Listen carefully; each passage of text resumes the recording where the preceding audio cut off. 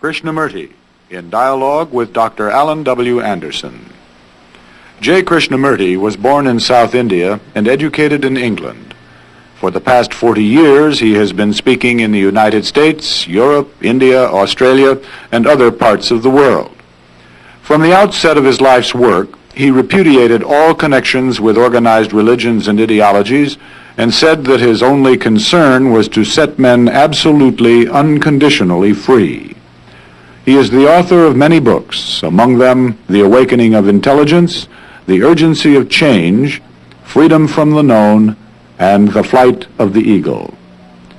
This is one of a series of dialogues between Krishnamurti and Dr. Allan W. Anderson, who is professor of religious studies at San Diego State University, where he teaches Indian and Chinese scriptures and the oracular tradition. Dr. Anderson, a published poet, received his degree from Columbia University and the Union Theological Seminary. He has been honored with a Distinguished Teaching Award from the California State Universities. Mr. Krishnamurti, in this series of conversations, we've been exploring the general question of the transformation of man, a transformation which, as you say, is not dependent on knowledge or time. And as I recall, we arrived at a point that was very crucial, namely the one concerned with relationship and communication. I remember one point in our conversation together that was extremely instructive for me. A point at which, when you asked me a question, I began to answer it, and you interrupted me and reminded the viewers and me that the important thing here is not to finish out a theoretical construction, rather to attain to the right beginning point so that we don't go beyond where we haven't yet begun. This, as I repeat, was extremely instructive for me, and I was thinking, if it's agreeable with you, that it would be helpful today if we could begin at the point of a concern for communication and relationship, to go into that question, begin to unravel it. Unravel it, quite. I wonder, sir, what that word communication means. To communicate implies not only verbally, but also the listening in which there is a sharing,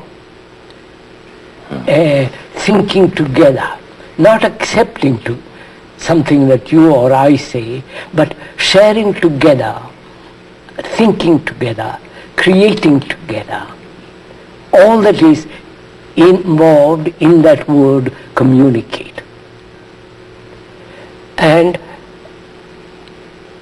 in that word is implied also the art of listening. The art of listening demands a quality of attention in which there is real listening, real sense of having an insight as we go along.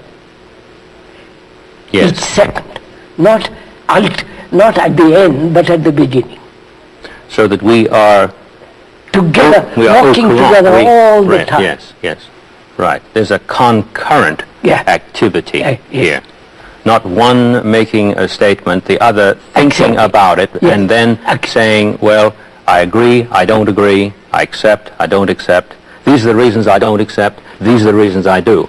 But we are journeying together, walking together on the same path, on the same road, with the same attention, with the same intensity, at the same time. Otherwise, there is no communication.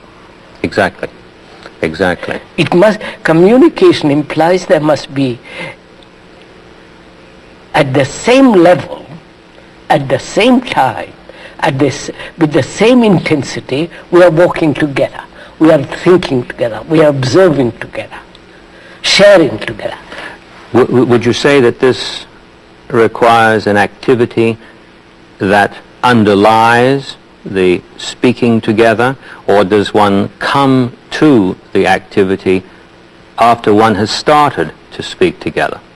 No, sir. Well, we're now saying what is the art of listening, aren't we? Yes. The art of listening implies, doesn't it, that there is not only the verbal understanding between you and me, because we're both speaking English, Yes. and we know the meaning of each word, more or less, and at the same time, we are sharing the problem together, sharing the issue together. Because, as you said, it's a matter of life and death. Absolutely, that's it. If you and I are both serious, we are sharing the thing. So, in communication, there is not only a verbal communication, but there is a non-verbal communication, which comes into being, or which happens when one has the art of really listening to somebody, in which there is no acceptance, no denial, or comparison, or judgment, just the act of listening. I wonder whether I'm on the right track here. If I suggest that there's a relation that's very deep here between communication and what we call in English communion. Communion, yes. So that if we are in communion, our chance of communicating Becomes simpler. Right. Now, to be in communion with each other, both of us must be serious about the same problem, at the same time with the same passion. Otherwise there is no communication. Exactly. If you are not interested in what is being said, well, you will think of something else and communication stops. So there is a verbal communication and a non-verbal communication. They are both operating at the same time. One doesn't precede the other or follow upon the other. It is, yes. Yeah. They move together. Which means that each of us, being serious, give our attention completely to the issue. That act of seriousness that takes place then requires the utmost devoted attention. So, but Yes. A man who is really serious lives. Not the man who is flippant or merely wanting to be entertained. He doesn't live. The general notion of being serious about something generally suggests either undergoing some pain about something, or I'm serious about something in order to get something else. These two things, as a rule, are what persons imagine by seriousness. As a matter of fact, we often hear this expression, "Don't look so serious." Yes. Don't we? Yes. It's as though we fear something about the serious. So, look, as we said yesterday, the world is in a mess. Yes. And it's my responsibility